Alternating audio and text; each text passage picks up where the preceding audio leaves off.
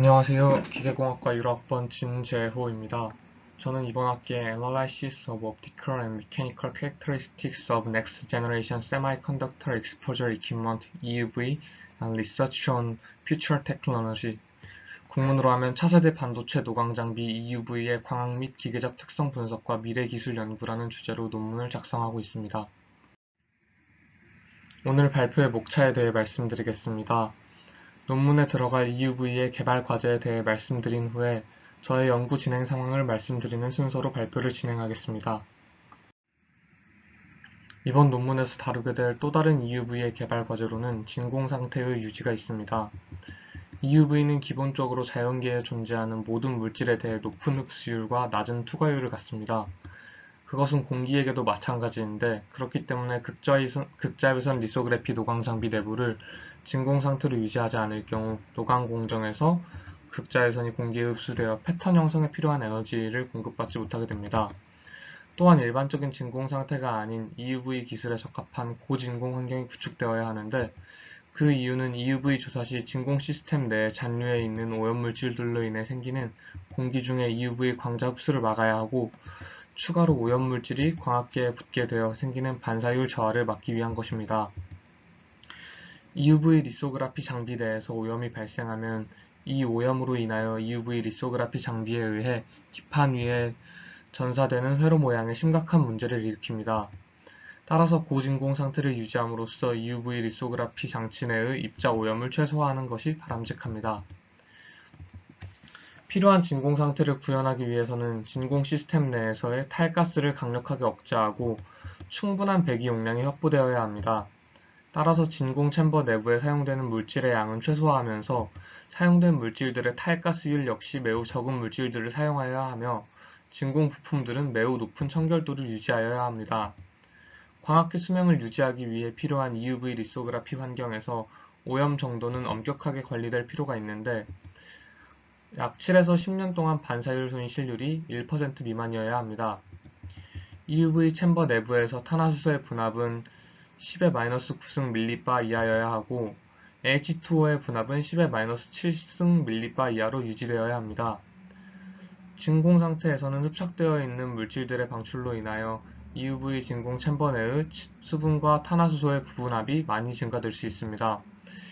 이로 인하여 배기하는 과정에서 많은 시간이 걸리게 되고, EUV 리소그라피 장비의 전체 생산량 증대에 많은 지장을 초래합니다. 왼쪽 그림의 경우 탄화수소의 분자량에 대한 분압 스펙트럼을 보여주고, 오른쪽 그림의 경우 챔버 내 H2O에 의한 연무가 발생하는 모습을 보여줍니다. EUV 리소그라피 장비 내부가 오염되는 것을 막기 위해 장비 내부가 직접적으로 대기에 노출되지 않도록 로드락 챔버를 통해 포토 레지스터가 도포된 웨이퍼를 반입-반출하게 됩니다. EUV 리소그라피 장비는 시간이 짧을수록 유리합니다. 웨이퍼 반입-반출 과정에서 특정한 상대 습도를 유지하고 있는 청정실 공기가 로드락 챔버로 유입되고 수증기가 같이 유입됩니다. 그러나 짧은 시간 내에 배기 과정을 진행하게 되며, 이렇게 유입된 수증기가 포함된 청정실의 공기의 단열 팽창으로 인하여 로드락 챔버 내부의 기체 온도가 낮아지고, 이로 인하여 포함되어 있던 수증기가 응결되면서 연무가 발생하게 됩니다. 이 과정에서 발생한 연무는 챔버 내부 온도가 떨어지는 경우 챔버 외부에서 전달되는 열 에너지에 의해 다시 온도가 상승하여 배기 시작 단계의 모습으로 돌아가기 때문에 서서히 사라지게 됩니다. 비록 온도가 다시 상승하여 연무가 사라지더라도 연무가 발생하는 과정에서 이미 수증기 응결로 형성된 물방울, 그리고 또는 수증기 응결의 핵자로 작용하는 미세한 입자들로 인하여 웨이퍼가 오염되어 버리기 때문에 결국은 입자 오염 문제가 발생하게 됩니다. 지난 시간에 펠리클에 대해 설명을 드렸는데, 지난 시간에 설명한 것이 펠리클의 광학적 과제라면 이번 시간에는 펠리클의 기계적, 화학적 과제에 대해 설명드리겠습니다. 먼저 펠리클은 얇은 방막 구조를 가져야 한다고 설명했는데, 얇은 방막 구조로 인해 EUV의 높은 투과율을 얻을 수는 있지만 그로 인해 발생하는 추가적인 문제가 존재합니다. 먼저 펠리클의 구조가 매우 얇기 때문에 펠리클의 자중에 의한 응력이나 진공 챔버 내 압력 변화에 의해 쉽게 변형이 되거나 심한 경우 파손이 될 수도 있습니다. 또 스테이지 이동 간의 여러 방향으로의 가속력도 받게 되는 등 얇은 구조이기 때문에 기계적 안정성이 떨어지게 됩니다. 또한 앞서 말했듯이 극자외선이 펠리클을 통과하면서 일정 부분은 흡수가 되는데 이는 얇은 방막으로 투과율을 높여도 일부 극자외선은 흡수될 수밖에 없다는 것을 의미합니다.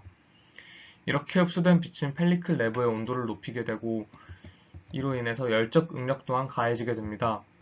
높아진 열적 응력이 방막 구조가 가지는 한계치를 넘어서게 되면 변형 및 파손으로 이어지기 때문에 열적 안정성 또한 요구한다는 것을 알 수 있습니다.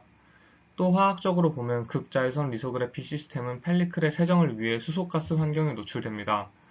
세정에 굳이 수소가스를 이용하는 이유는 수소가스가 다른 물질들에 비해 극자외선 흡수율이 낮고 광학계의 열을 낮추는 데 용이하기 때문입니다.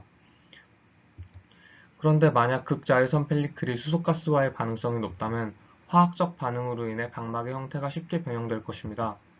이러한 이유들로 인해 펠리클은 얇은 방막 구조일 때에도 열적, 기계적 안정성을 유지해야 하고 반응성이 높은 수소가스와도 반응하지 않는 화학적으로 안정된 물질이면서 광학적으로 EUV의 투과율이 높은 물질이어야 한다는 개발 과제가 있습니다.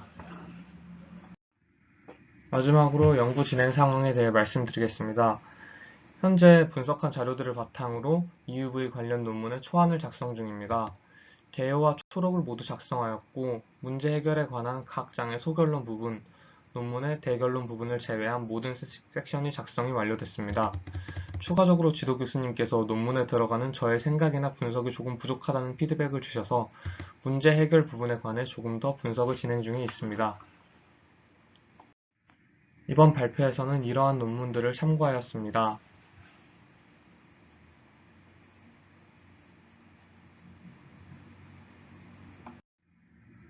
긴 발표 들어주셔서 감사합니다. 이상 차세대 반도체 도광 장비 EUV의 광학 및 기계적 특성 분석과 미래 기술 연구를 진행하는 진재호였습니다. 감사합니다.